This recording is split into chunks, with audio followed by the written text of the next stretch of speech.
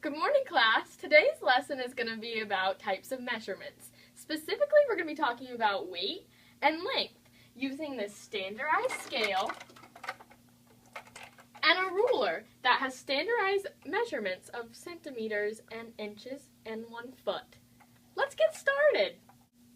Now, you guys have had some experience with these types of measurements in your real life.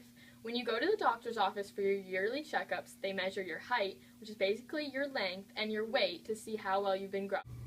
Length is the measurement of something from end to end. Vertical length is known as height, so they're basically the same thing. Right here I have drawn the length of 1 foot. This line is the equivalent to 1 foot, or 12 inches, or 30 centimeters. This foot is different from the foot on your body. Okay, so today we're going to try to master being able to measure simple objects using inches, which is about equivalent to 2 fingers, and centimeters, which is about equivalent to 1 pinky. I'm going to call Kimmy up to the front of the class, and she's going to measure some things. Come up here. Bring your ruler. Okay. Would you like to measure some stuff? I'm going to teach you how. Okay. All right. So, let's take a look here. What color would you prefer? I like blue better. All right, take the blue popsicle stick. Do you have your ruler? Yes. All right. Now, can you tell me which side is the centimeter side? This side is a centimeter side. Do you know why those are centimeters? No. Because those are smaller, and there's about 2.5 centimeters in 1 inch. So I want you to measure your popsicle stick and tell me about how many centimeters you think are in there. Okay. Line it right up with the line. This one? Yes.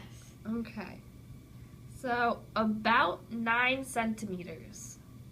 Exactly. Look at length measurements in a different way. Instead of using standardized units like inches and centimeters and 1 foot, we're going to measure some objects with other objects. These won't be exact, but you'll get an idea of how long things really are. All right, Bridget, is there an object that you have on your desk that you'd like to measure?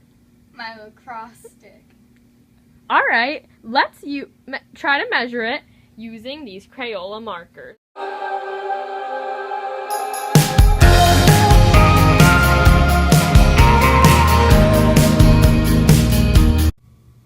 All right, class, now we're going to move on to a different kind of measurement. This measurement is called weight. We want to talk about it in a little simpler way today by saying which items weigh more than others, and if they're equal weight, more weight, less weight, and we're going to do that by looking at a standardized scale. You can notice now that there's nothing on either side of the scale. Therefore, it's balanced, and it's equal. It has no weight in either side of the containers. Kimmy is now going to put different marbles into each side and say which one weighs more. Nope. Can you show me which side has the more weight with the greater or less than sign? Would it be? No, that is incorrect. Okay, so it Why has to be this way.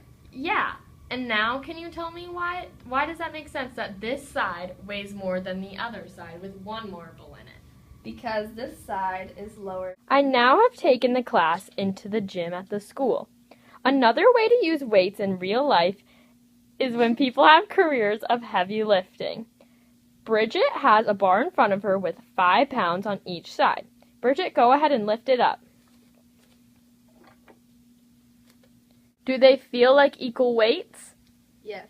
That's because exactly 5 pounds is on each side of the bar. Go have placed a 10-pound weight on one side of the bar. Bridget is going to close her eyes and lift up the bar and tell me which side she thinks is heavier.